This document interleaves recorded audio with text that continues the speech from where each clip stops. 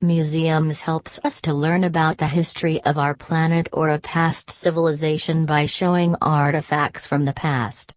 But if you don't like to visit a museum for learning history, you should check out these 6 weird museums. 6. Dog Color Museum. 500,000 dog lovers from all over the world flock to the Dog Collar Museum in Maidstone, Kent, England every year. Located within the Leeds Castle, the museum pays homage to Lady Bailey, the last owner of the estate, and her well-known love for canines. It features more than 100 unique dog collars that date back centuries, with the oldest collar dating back to the late 15th century. The collars on display are made from an array of materials, including iron, plastic, and even silver. In 1977, an avid antique collector by the name of Mrs. Gertrude Hunt donated her collection of 60 antique collars to the museum in memory of her husband, John, and since her donation the number of collars acquired by the museum has continued to grow. 5. Beijing Tap Water Museum. Considered to be the exciting side of tap water, this museum is a former pipe house in the center of Beijing, China. It recaps the history of tap water in Beijing since 1908, and houses 130 real objects, 110 pictures, and 40 models and sand tables. The museum is built over top of the Zhongzimen water plant, with the original chimney and steam engine room still intact. Starting from the front of the museum, tourists can learn about the difficulties of obtaining safe tap water, and the second and third parts inform tourists of the rapid progression of developing tap water from 1949 to the late 1970s. Curious about an exhibit? Well, if you don't speak Chinese, you very well might need a translator, as English descriptions and subtitles only appear on a handful of equipment displayed outside of the museum. 4. The Museum of Questionable Medical Devices.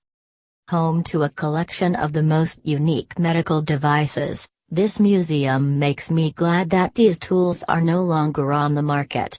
Alternately, the museum is called the Museum of Quackery, a fitting name if you ask me.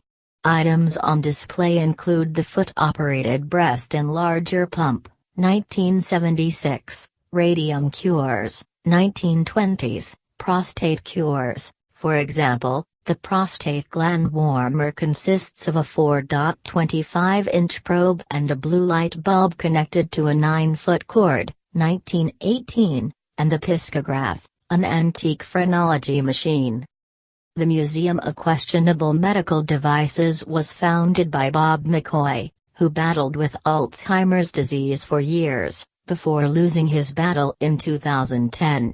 Before his death, Bob McCoy wrote a book by the name of Quack Tales of Medical Fraud from the Museum of Questionable Medical Devices, which can be purchased from Amazon.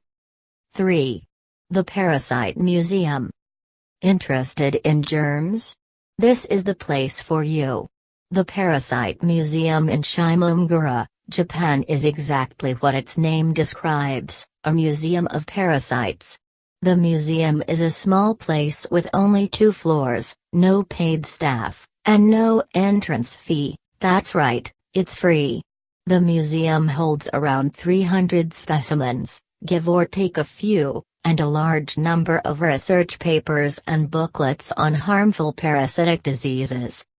Physical specimens include parasitic crabs, worms, fish and bugs that at one point were all living off of a live host. Perhaps the most popular attraction on display is an 8.8-meter-long tapeworm that is set proudly in a framed glass case. The information written about the displays is in Japanese, which can make reading difficult, but whether you read the articles or not, the displays are fun to look at and interesting anyways. 2. The Mutter Museum. The second fascinating, but more gruesome medical-themed museum on our list is the Mutter Museum in Philadelphia, Pennsylvania, United States. This museum is part of the College of Physicians of Philadelphia, and its main goal is to better the health of the public by utilizing its educational programs and resources.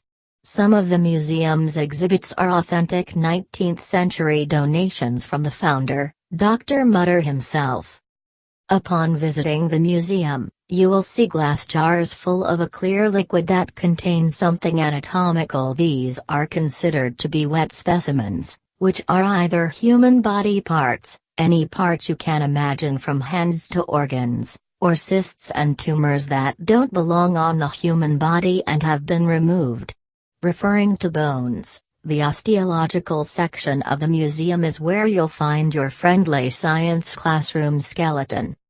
One particularly notable skeleton located here is that of the Mutter American giant, a 7 feet 6 inches tall skeleton who holds the record of being the tallest skeleton in all of North America.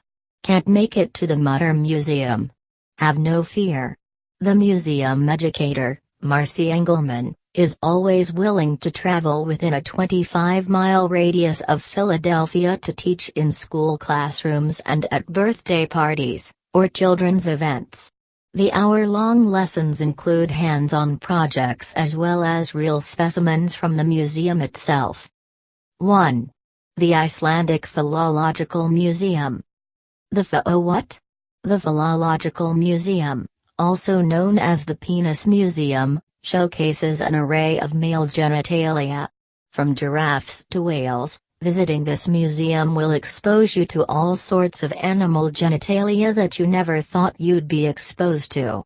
The museum has genitals from almost every land and sea mammal that can be found in Iceland, and 48 foreign samples, totaling to 282 specimens.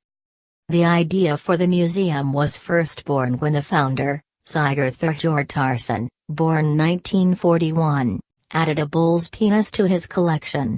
His teachers, after discovering that he had collected a bull's penis and was planning to keep it, started bringing him whale penises to tease him. Little did they know that his collection was just beginning and that they were fueling his odd fascination.